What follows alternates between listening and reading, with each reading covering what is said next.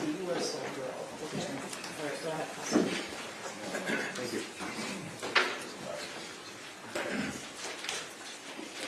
So we were talking about when you arrived at Oxford High School on November the 30th and you went to the security office. Yes, sir. Okay. And tell us again, what was your primary responsibility at that point in time? Was to try to secure the video of what had happened in the hallway where the shooting started. And you said that there were a number of cameras operational at Oxford High School at that Yes, time? yes, there was. Okay. So, in securing the video, what specifically were you asked to do? We weren't really asked to do anything. I assumed what the bosses, the sheriff and the undersheriff, all them would want to know is where it started. We knew it started in the 200 hallway, and we saw as the shooter came out, but we were trying to figure out when he went into the bathroom. So what did you do to accomplish this goal? The shooter came out of the bathroom with a black coat on. We kept on rewinding 5 minutes, 10 minutes, 15 minutes, and watching all the way through looking for him to go into the bathroom. And we didn't know the shooter's name at the time. Then we could never find somebody going into the bathroom wearing what the shooter had when he came out. Somebody told us what his name was. And so we knew that he was in the counselor's office earlier in the day. So we went all the way back to the time he was coming out of the counselor's office to determine what he was wearing before he went to the bathroom. That's how we were able to figure out when he did go in. Okay, so you were able to eventually identify the shooter? Yes. Now, are you the person who actually synced together the camera footage for other investigators? Yes, it was. Okay, and tell me, how was it that you were able to do that? With over 100, at least 100 cameras in the school, you just take clips of each one. As they move from one camera, you go to the next camera and save that section, and then there's software that I use to just thread them all together. And then you testified earlier that you were aware that the shooter was in his counselor's office. Were you also aware that James and Jennifer Crumbley were at Oxford High School that day? At that time, yes, I was. Yes, I'm sorry. And eventually, were you requested to obtain as much surveillance video footage from that point in time? Is it good? Yes. Your Honor, I'm going to object to leading. It's just foundational, Jeff. All right, Sistine. Now, in the immediate days after the shooting, what was your primary responsibility with regard to the video? Different things came up. There was a rumor going around that the shooter had actually tried opening doors, and identifying himself as the police. Well, that was actually the police, but I had to go up there and get more video footage just to determine how far he went completely down the hallway before he turned around, and then what had happened in the surrounding hallways and such like that. And as the investigator who had to sync together the video, did you have to watch the video of the shooting itself? Yes, sir. All told, how many hours of video do you think you've watched to put this together? Too many. How many different angles did you have to see this from? Every angle, every camera. There's some cameras that pointed back in one direction from where it started to, I don't know, 7 different angles maybe at different times. In part of putting that footage together, were you aiding in the identification of the victims? Yes. Tell us what you saw in the video.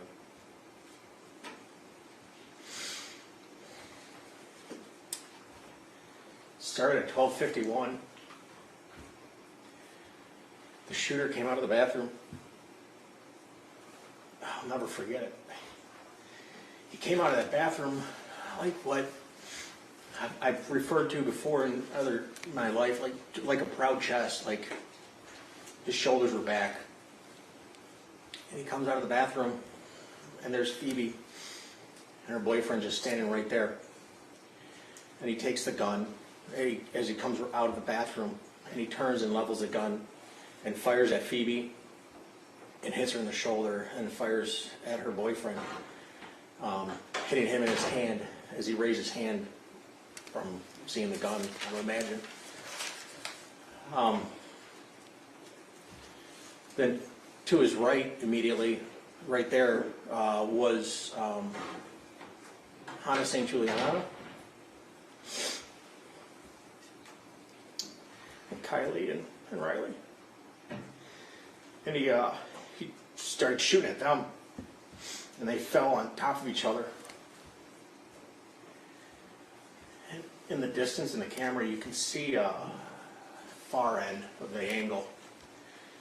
You see what I found out to be was Madison Baldwin, and she crouched down, like, I don't know why she did it, but it was in the fetal position, and the shooter ran right up to her, and he put the gun right on her head. She just fell over. He rounds the corner into the longer part of the 200 hallway. Prior to running towards Madison, he had just fired down the hallway, just trying to hit anybody that was running out of there. He rounds the corner and starts shooting. You see a whole bunch of kids, and you see a whole bunch of teachers standing at doors, just grabbing kids as they ran by and just throwing them into a room. And then there's two girls. One, you see, she runs up to a door and tries pulling it open, but the people inside had already put the safety latch at the bottom of the door, and she couldn't get it open. Meanwhile, the shooter's still walking towards, and another girl comes from the right side of the frame and grabs the other one by the arm and just tears off down the hallway. Meanwhile, the shooter is shooting at them. The shooter keeps walking down the hallway past 200, I think it was a 400 T intersection, I think is what that was. And he levels the gun. And he fires 2 rounds, and at first I didn't know what he was shooting at. And when you go to the section of video of that time is when Tate Muir just comes in, and unknowing to him, he had no idea what was happening. And the shooter leveled the gun, and just as Tate turned the corner, the shooter fired a round. And Tate fell instantly. The shooter took a couple steps and then leveled the gun again, and just to shoot Tate again, laying there, shot him. And you see Tate's body flinch. He then walks over Tate. At the top of the frame, you see his feet stop, the shooter's feet, and he turns towards a room that, looking at the frame, would be on the left, or would have been his left. And come to find later on, he had fired into a classroom where a teacher was. He continues on down the hallway, almost hunting for more victims or whatever. And he gets past a certain point, and there's no one else to shoot at because everybody had ran out of the school. Every door, every possibility, every door locked, whatever. And you see him turn around, and he stops at a classroom that, based on where the door is, you can't see deep into the room. It's like the room goes that way, but he can only see straight in. Well, as he's walking back this way, he can see the kids, I'm imagining, hiding in that corner, because he stops and fires off a few rounds through the glass. He then comes back, walking towards where Tate was lying. At this time, an assistant principal was laying there, or standing there next to Tate. And the shooter just walks past her with the gun in his hand, and she said something to him. I'm not sure what she said, but you could tell, like, he turned his head, like, almost didn't even look at her, turned his head like in shame. I don't know. And then he keeps on walking down the hallway to the bathroom where the other victim, Justin Schilling, was. And he just, as he gets to the bathroom, he just stops and turns right, and just goes right to the bathroom. Okay. Did the shooter eventually exit the bathroom? Yes, he did. Before he did somebody else exit the bathroom? Yes, another student. Tell me what you saw there. That student, he was, I don't know how else to say it, but I've never seen somebody actually run for their life. And that kid was running for his life. Now, did the shooter eventually exit the bathroom himself? Yes, he does. Tell me about that. He comes out of the bathroom and he looks around a little bit to see what's going on. Turns around and the bathroom, the doors sit back in like a cubby type area, so they're off the hallway. The main hallway you really can't see, but he turns back around. And eventually now, the two first responding deputies had gotten to Jason Lure and Jens, were coming down the hallway. And Lure was a little bit faster than Jens was, just because he was trying to cover more ground. You can see Tate laying on the ground. And Jens is walking a little bit slower. As he's walking up to him, the shooter just puts his hands up in the air and then goes down to his knees. As he's doing that, Jens realizes he sees something, and he yelled gun, from what he told me. And the shooter then lays down on his stomach, and Jason Lure come back, and that's where they take him into custody right there. Based upon your video review, and you said you've had to watch hours of this? Yes, sir. Is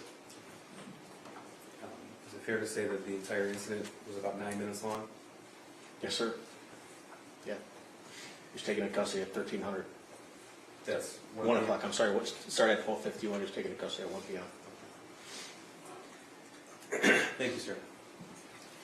I'm going to go through some of the evidence that you recovered in your forensic investigation. We talked about different information that you were able to draw upon from James Crumbley's phone, Jennifer Crumbley's phone, and the shooter's phone, as well as their social media accounts and emails. Yes, Right? that's correct. So you've seen all of the bits of every exhibit in this case you've seen, is that right? That's correct. Okay. And you've seen the demonstrative portions of those exhibits in this PowerPoint before too? Correct. Okay. So you're aware, and everyone's aware, we have a citation with the evidence number on that slide, as well as a citation to where from these sources of electronic information was pulled from. Correct, Okay. yes.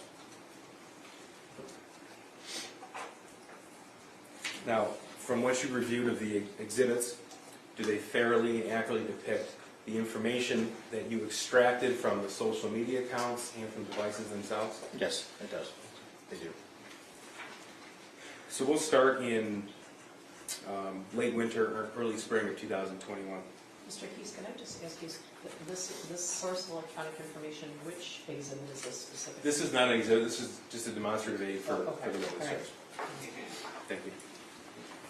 So we'll start with March 8th of 2021. Before we get into that, a little bit of background. You were able to obtain a Facebook Messenger chat between James and Jennifer Crumbley? That's correct. And tell me how you were able to obtain that. We were talking earlier, you can send search warrants off after authorization from a judge to obtain information on someone's social media accounts or phone numbers. Okay. And did that happen in this case? Yes, it did. So I'm going to show you what's been admitted as, this is People's 44. Sir, what are we looking at here? That's a Facebook chat between James and Jennifer, and the green would be James Crumbley and the blue would be Jennifer's. Okay, so we won't do this with every slide, but just so we are on the same page here. It says from Facebook 691473442 JC Rumbley. What does that mean? The numbers is the ID account that is signed by Facebook, and then the JC Rumbley is the screen name that was chosen by the user. Okay. And then we have, in the bottom of the text bubble, we have the date. So this is March 8, 2021. the time, 3:09:50 p.m., and then it says UTC-5. What is that? It's just to tell you that it's been adjusted. So the normal information is captured in UTC time, -0. I mean, all time starts in the point in Greenwich. It used to be called Greenwich Mean Time, GMT. Well, now it's UTC, Universal, like whatever it means. Anyways, all time starts there. And depending on which way you go from that point on the globe is whether it's plus hours or minus hours. And we're 5 hours away from where all time starts. Okay. So let's go through this conversation. Blue from Jennifer, Ethan going to bowling. What's in green is James. Correct. What's the response there? IDK, or I don't know. Okay. Jennifer, what do you mean? I don't know. And what was James' response? James says, I don't know, period. Exactly what I said, period. We'll know after he gets home. Okay. And Jennifer's response, 3:12 p.m. Does he have his phone? Again, 3:12 p.m. Why isn't he home yet? 3:12 p.m. He should be home by now. Correct. Okay. And Jennifer at 3:12 p.m. and 56 seconds says freaking out. What was James' response? He does not get home till 3:16. Okay, so March 8, 2021, that was a weekday. From the combination of the digital evidence that you reviewed, location history, are you able to tell where James was when he was sending this message? Yes, Where's that? he was at home. And Jennifer's response, I told you to pick him up because he's upset and I don't want him to do anything stupid, goddammit. Correct. That's March 8th at 3:13 p.m. Correct. Okay, and James's response? Dude, period, chill, period. He is fine, period. And I'm trying to fucking work. I'm going to move on to, again, March 8th, 3:13 p.m. What does Jennifer say? Jennifer replies with, does he have his phone? Question mark, question mark, question mark. And James's response? Yes, but he won't answer while he is walking. I will let you know the minute he walks in. Okay. And Jennifer at 3:14 p.m. says what? I'm serious freaking out. Then she says, is he home yet? And that was 3 minutes later. That's March 8th, 2021. That was a Monday. That was 3:17 p.m. Yes, correct. Okay. I'm going to move on to Exhibit 61. Again, James and Jennifer Facebook messages. Blue will always be Jennifer, is that right? Correct, yes. Okay. March 19th, 9:37 a.m. Tell us what Jennifer writes, please. Jennifer writes, Ethan awake. Okay, James' response. Yeah. Jennifer, Replies with, how is he? and what does James say? James then says he woke up looking like he had way, in all caps, too much to drink last night, complaining about a headache. That's March 19th, 2021, 9:40 a.m. And what does Jennifer write? She replies with, well, he was really worked up and out of control, so I can see why. She continues on with, all I know is he needs to eat, go to work hard, and not complain, and he can get his stuff back. And that was at 9:41 a.m. Okay. And 10:15? Jennifer says, you respond, I didn't get a call. I didn't get it. Okay. And James's response? He responds back with, one text says Jesus, another one says yes. He Okay. said, let me ask you a question. Why am I in your guys' room? LOL. And that was at March 19th, 21, 10:17 a.m. Correct. And Jennifer's response? OMG. Oh my God. What did James write? James responds, I totally thought you were giving him a Xanax last night. Jennifer's response? She responded with, does he seem better? And then a second response, no melatonin. Okay. And what did James say? He responds back with, I know. Jennifer's response at 10:18 a.m., please. Jennifer said, but he hasn't had one before, should have only given him half. And what did James say? He is just doing his school, says his head hurts, he took Tylenol. Okay. And Jennifer wrote, is he okay to work? Correct, she did. And then James responds back with, yeah. Okay. And what did Jennifer write at March 19th, 21, 11:38 a.m.? Does he remember what he did? And what did James say? James responds back with, dude, I am working on a demo right now. I have not talked to him, and he is doing school. Okay, Jennifer's response? She responds back with, okay then, geesh. Now, you've reviewed the entire phone seized from the shooter. Correct. Okay. Did one text message conversation stand out to you compared to the rest? Yes. Okay, and tell me, why did it stand out? Just the volume of text messages back and forth, the amount that was in just one chat. Okay, now without telling us the person with whom the shooter was texting with that volume, can you tell us if you came to learn that the person who was texting was the same age? Yes, he Okay. was. And he went to school with him? Correct. All right. Tell us about the approximate number of text messages between the shooter and his friend. There was over 20,000 text messages between the two from January to the middle end of October. Okay. So that sounds like a lot to me, but I'm not an expert in computer forensics. Give us an idea of what that scope is. 20,000, I mean, that printed is over 5,000 pages of text. I've examined phones that someone's entire chat conversation with everybody they had is less than 20,000. So it's just a large volume. To put it in comparison between, let's say, James and Jennifer's Facebook conversations, right? What's the scope and the difference in size there, if any? I believe James and Jennifer was 10,000 text messages back and forth Okay. for that same time frame. So same time frame, we have double the amount of text message communication between the shooter and his friend as James and Jennifer. Correct. Okay. You said January to October, is that both 2021? Yes, ma'am, I'm sorry. Thank you, Judge. Yes, 2021. Yes. Now, there were also, without going into detail, videos shared as well? Yes, there was. Okay. And were some of the content of the conversation of a highly personal nature? Yes, it was. Now, in comparison to any other conversation on the shooter's phone, what's the difference in size between that particular text thread with everybody else's on the shooter's phone? He had over 20,000 text messages with his one friend, and in comparison, there was between anybody else, there was a combined, I want to say, less than 1,000 between anybody else that he had chatted with. So combined, less than 1,000. Yes. And then that one friend was over 20,000. Correct. Okay.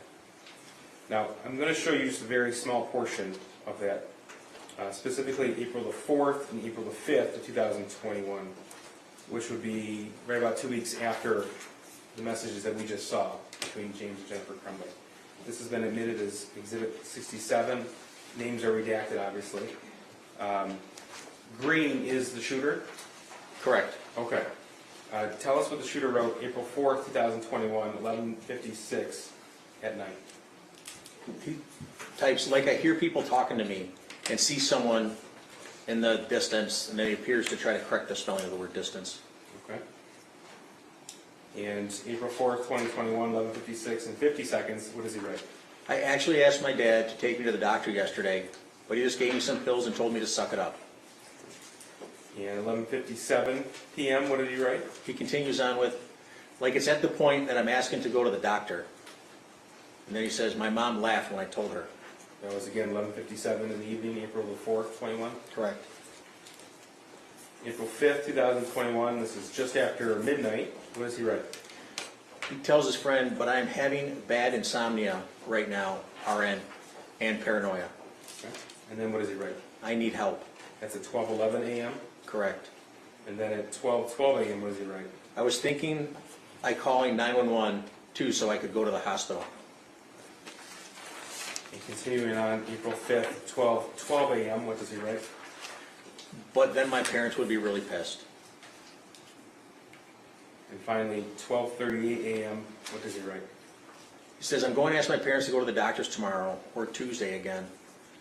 Then he continues with, but this time I'm going to tell them about the voices. And finally, he writes at 12:39 and 20 seconds, what? Like I am mentally and physically dying.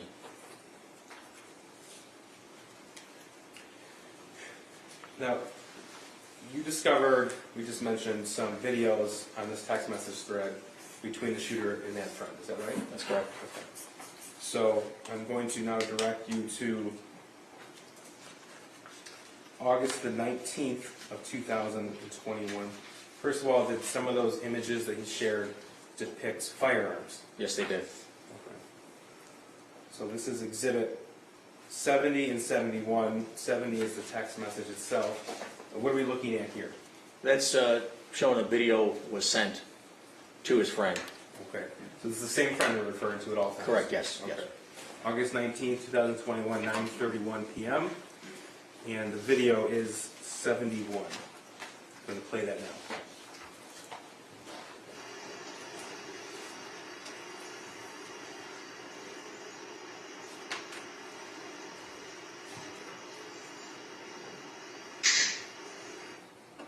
Now that's August 19th, 2021. Do you know what he was handling in his hand? There's a handgun. This is Exhibit 72 and 73. They've both been admitted. This is 8:20 a.m. at 12:30 in the morning, so we're carrying over past midnight from the last video. 72 is this text bubble. So what are we seeing here? Again, it's a text to his friend that he's been communicating with of another video of the gun. Okay. And this indicates that video was sent to his friend? Correct. I'm going to play 73 now.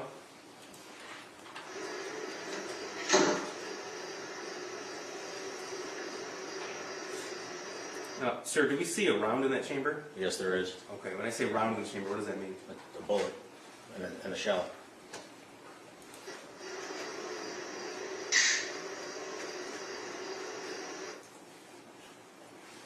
Okay, that was August the 20th. Now, were you able to tell if the defendant or Jennifer Crumbley were actually inside the home when the video was taken? Yes. Okay. I'm going to go through, and we talked earlier about how you're able to find certain location history. Correct. Okay. So, is it fair to say that you were able to do that for this specific date? That's correct, yes. So this is Exhibit 74.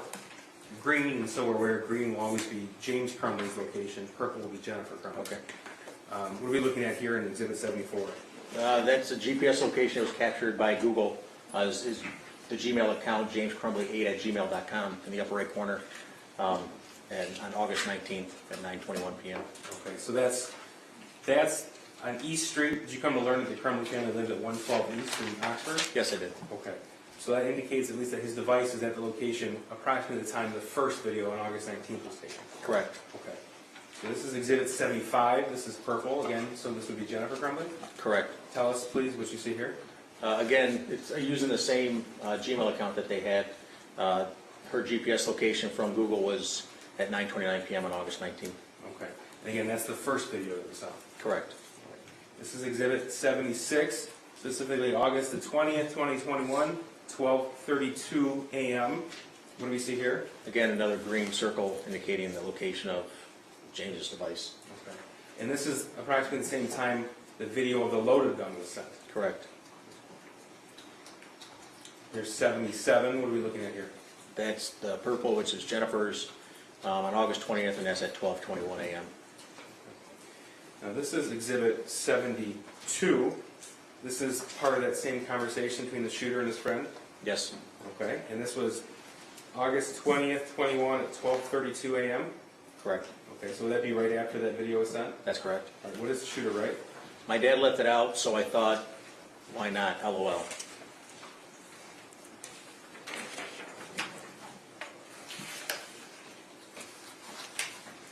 During the course of your investigation, did you come to learn that this friend that the shooter was communicating with abruptly left the state of Michigan? Yes.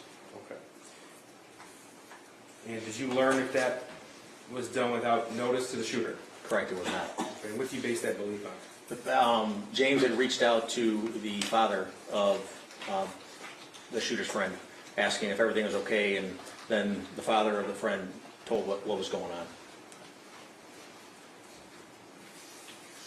I'm going to show you Exhibit 79. This is a text message from, you recovered off of James Crumbley's phone. Correct. Okay, and again, names are redacted here. Did Correct. you come to learn that this is the father of the shooter's friend? Yes. Okay. And what's the date here? This is on October 30th, 2021. Okay, at 9:52 p.m., what did he write? He wrote, "Hey Mark, sorry for the late text. Hope the family is well. Just wanted to check in and make sure everything is okay with the shooter's friend. Ethan's been trying to get a hold of him for a few days. Did not know if his phone was taken away, maybe, but just checking in. Ethan wanted to be with his friend for Halloween if he is okay." Okay. Now, we have this in the same conversation for context. This is October 30th, 21, 11:01 p.m. This was in response to that text? Correct. Okay. And what does he say? He says, "Hey James, thanks for checking in on him. Unfortunately, his friend is in a bad place with the OCD, unable to go to school most of this week. We are taking him out to Wisconsin tomorrow to put him in residential treatment. He'll be gone for 60 to 90 days. By far the hardest decision we've had to make.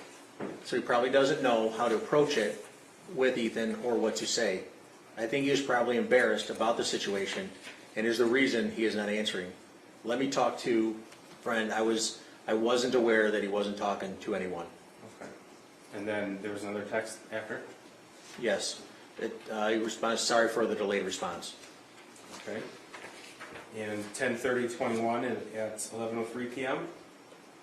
The father of the friend says, "Let me talk to him and see how he wants to approach it with Ethan." Okay. And then what was James' response? James responds with, "Mark, please let me know if there's any way at all we can help. He is a great kid and always great over here and very welcome at all times. Please let me know if we can help." Okay. So that's October 30th, 2021, 11:10 p.m. Correct. Now, I want to talk to, move into November of 2021.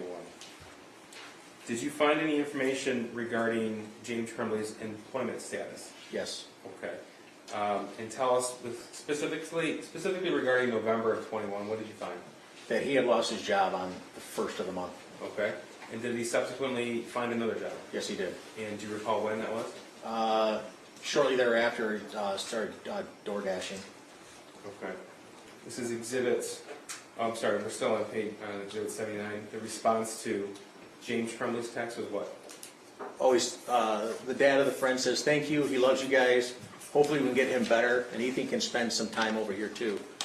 He has to voluntarily go, so there's a chance he may not be admitted. If you don't mind for now, if Ethan asked, tell him he had to go out of town unexpectedly. If he gets admitted, then we can give him full disclosure. Is that all right?" So here's exhibit 81. This is the, you mentioned he was door dashing? Correct. Okay. And you executed, well, you were part of the investigators who obtained information from DoorDash via search warrant? Yes. Okay. And with DoorDash, if you are a driver for DoorDash, you install an application on your phone? Correct. And did James Crumbley have that on his phone? Yes, he did. Right. And so what is this in 81? That's just from one of the things that is pulled out when we extract data, pull data off the phone. It's installed applications, and it just tells us that that app was installed, the Dasher app was installed on his phone on November 9th. Okay. So that's when he would have put the application on the phone to start receiving orders to be a DoorDash driver? Correct. So this is November 9th, 2021 at 8:35 p.m. Correct. All right. Now, did you come to learn that he also received messages when he logged in and began picking up orders? Yes. Did you find any evidence to suggest that he worked anywhere else but DoorDash in the month of November of 2021? No, I did not. And based upon his location history and other information you obtained from his phone, did you come to learn if when he did work beforehand, he was away from the house or in the home? He was in the home. Now, what about the shooter's digital footprint in the month of November 2021 after his friend left? When you reviewed the phone, the shooter's phone, for that month in particular, did you find any evidence of the shooter being in contact with anybody else, any other peer? No, he did not communicate with hardly anybody at all. Any evidence, either GPS pings, pictures, social media posts, text messages, anything to suggest that he met up with anybody outside of school? No, if I remember correctly, there was, for the whole month of November, there was only 48 total text messages from the 1st to the 30th. Okay. And what did those text messages include? A combined 6 of them were to James and Jennifer, and then the rest were, I remember seeing he was accessing some app, maybe doing homework or something, trying to find, it appeared like he would text it, maybe a math problem or something, it would send you the answer, I'm not entirely certain, but that's what it looked like. Okay. But no evidence of plans to meet with a friend outside of school or? No. Or anything Objection, like Honor, that? asked and answered. I don't think I asked that one. Keep going. Okay.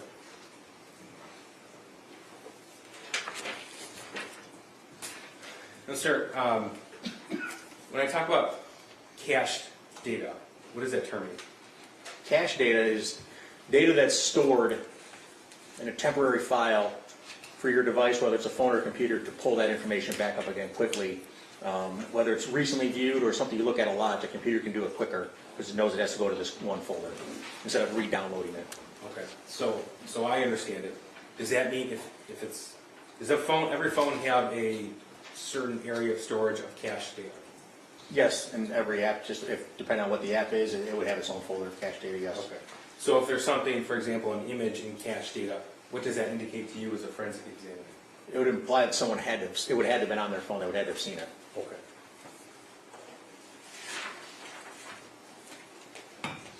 Now, what does it mean if two people have the same cache data on their phone for an image?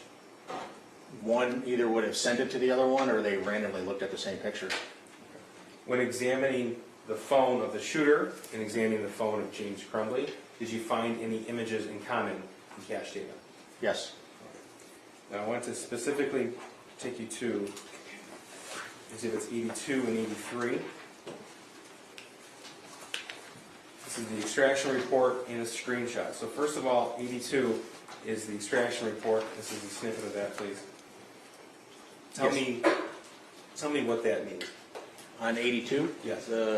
Where the file info is and stuff? Yes. That shows the name of the image when either you take a screenshot of something, it's going to name it real quickly, or if you receive it, it'll name it real quickly so it can track it within your device. And then where it says path, that's the file path that often tells you what happened, how something got on a computer, on a phone, is by reading the file path. So let's talk about file path for a second. Now, anytime you, as an expert in computer forensics and cell phone forensics, you're looking to find how a piece of data got on the phone, is that right? That's correct, yes. Okay, and so how does a file path aid you in that? It just tells, that right there, it tells us what they, like this one, for example, on the screen. It says Android messaging. I know this was done using the Android messaging app. Okay, so this is from the shooter's phone, and the file path you said had Android messaging? Correct. At the second line from the top, it says tar archive, and then data / and then com, Android messaging /. Okay. Now, if something is found in cache data as opposed to just scrolling through the phone to find the image, what does that mean to you? That they would have seen it on their phone before. Okay. But why wouldn't you be able to find it just in messages? Probably, if it was deleted. Okay. So this is on the shooter's phone, and we have I guess the forensic footprint of this image. Correct. And the image itself in Exhibit 83. Correct. Okay, so what is the exhibit itself in 83? That tells you right there, that's a screenshot, because at the top of it, you can see the top part of your phone. Usually it has a time up there and the battery life and the antenna strength that you have, and you can see that on the top of that image. Okay. So the screenshot here is 12/39. Correct. And we have the extraction report in 82 to verify. It's Monday, the 8th of November, 2021, 12:39 p.m. So that matches the screenshot? Correct, it does. And because Exhibit 82 has the actual time and date stamp with the UTC -5 that matches the screenshot, what does that mean to you? That image, that's the image that was sent with that. Okay. And this was on the shooter's phone? Correct. All right, so this is, this also has the file path here at 12:40 p.m. Tell me what we're looking at here. This one, so this file path is a little different. Again, starting where you see the word path on the screen there, and then going over, second line from under tar archive, it's the tct.cs.rcs, and the RCS tells me that is rich content, and that's Android's way of being able to either share large files, to know, a lot of people have an Apple phone, you can tell when someone's texting you back. That RCS feature allows Android phones to do the same thing. Okay. So as a forensic examiner, you can tell us that that screenshot was sent by the defendant's phone based upon, by the shooter's phone based upon the file path? Absolutely, yes. Okay. Now here's exhibits 85 and 86. This is from James Crumbley's phone. What are we looking at here? On the right side is, I'm sorry, the left side, I apologize, is the extraction information that was given, the name that was given in the file path, and then the screenshot again on the right side. Okay, exhibit 85, the extraction report here. It has the date and time. It's November the 8th, 2021, but this is 12:40 p.m., so that's later in time than what was found on the shooter's phone. Correct. Is that right? Correct, about 1 minute. But it's the same screenshot? Correct, it is. Now, did you find either screenshot of the 9mm, so price $299.99, used Smith & Wesson SD9VE in very good condition, comes with two 16-round magazines and cleaning kit with an image of a firearm, is that right? Correct. Okay, did you find that screenshot in either messaging from James Crumbley or the shooter? From James Crumbley? Yes. No. Okay. But did you find it anywhere else on the phone other than the cache data? No, I did not. Okay. Have you seen reference to SD9VE 9mm elsewhere in this case? Yes, Where? in the shooter's journal. Okay. And again, because it's found in cache data and nowhere else, what does that mean to you? That it would have had it one time been on the phone. As you're opening the text message, your phone's going to say, I got to save that image so I can look at it if they want to open it up. So the fact that it's in the cache data tells me that they had opened it up Okay. to see it.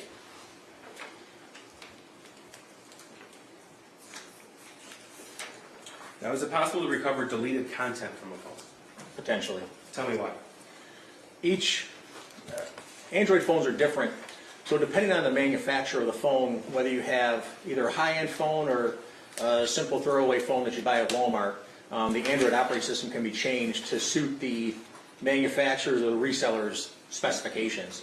So if you want to sell a cheaper-end phone that doesn't have all the functionalities of a higher-end phone, usually doesn't have the features to be able to store longer content or retrieve deleted content. Okay. So it has nothing to do with your forensic tools per se, it's just on the manufacturer? Correct. Is it more likely to recover deleted messages after both users delete the message? No, no. Is it more difficult? Yeah. Correct, yes. Okay. So the fact that this was found in cache data and nowhere else, that's significant to you? Yes. Why? That it was on the phone at one time and now it's not there. Did all the Crumbleys have Androids? Yes, they did.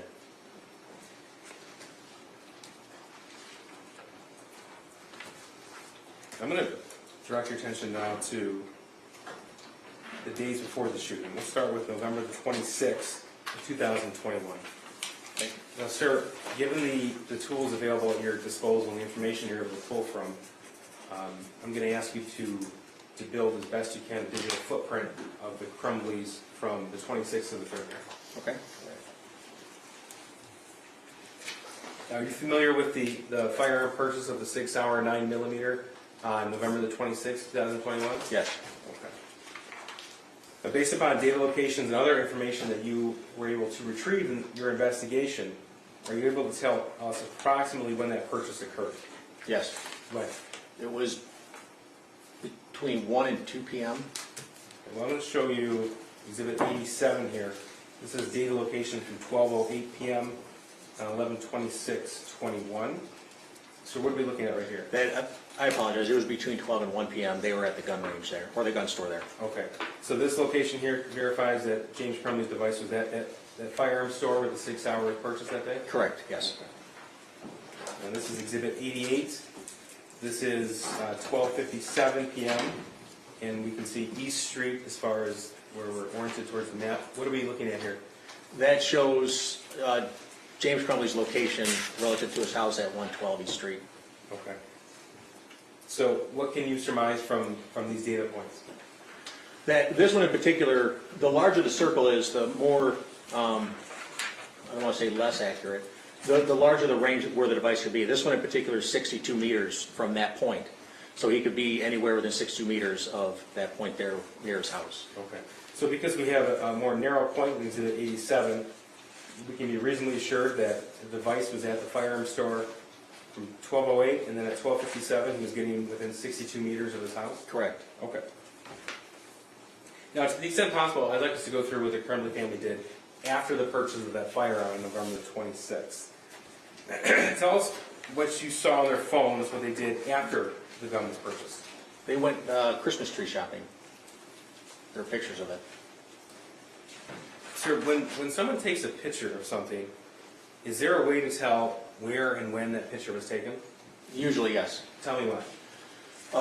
So a picture that's taken with your phone or even a camera that you might have, a Canon camera, captures what's called metadata. You usually tell your phone to do it. And metadata is data within data. So the main information here that you see on the screen is of a map. Well, embedded in that could be how that map was made by the camera that took the picture, maybe the computer that took the picture, how even the screenshot was made. That's information that you don't see. That's the metadata. So we're looking at exhibits 89 and 90 here. So 89 is the metadata, 90 is the photograph itself. Tell us what we're looking at here. That's was taken from the shooter's phone, and he's holding a handgun that was purchased on the 26th. And the handgun on the grip there says 6 hour? Correct, it is. Okay. And so when and where was this picture taken? This was taken at the Crumbley home on November 26th And what time? at 1:03 p.m. Okay, so we saw from the location history that James Crumbley was almost at his house at 12:57 p.m. And this photograph was taken 6 minutes later? Correct. Now, did the shooter post anything on Instagram with regards to this firearm? He posted pictures of him holding the gun, and then telling people, ask questions, they'll answer. So here's exhibit 95. What do we see here? That's the Instagram post where the shooter wrote, "Just got my new beauty today, heart eye emojis, 6 hour, 9mm. Ask questions, I will answer." And when was this post made? In the bottom left corner, you can see it was November 26th, 2021, and it says 1806, which is 606 UTC, and that's what I was talking about. We're -5 or 4 hours. So in November, we're -5 hours, so it's taken at 3:06. All right, here is also exhibit 95. What do we see here? 106. I apologize, it was 106 that was taken. 106. Minus I was 5 going to from correct your 18. math, but Yes, I apologize. Another picture of him holding it in his hand, and that was taken shortly after at 1:06 p.m. on the okay, so 26th. same caption of the post, different photograph. Correct. All right, and here is again same time, same caption. Yes, just looking down the sights of the gun. Okay.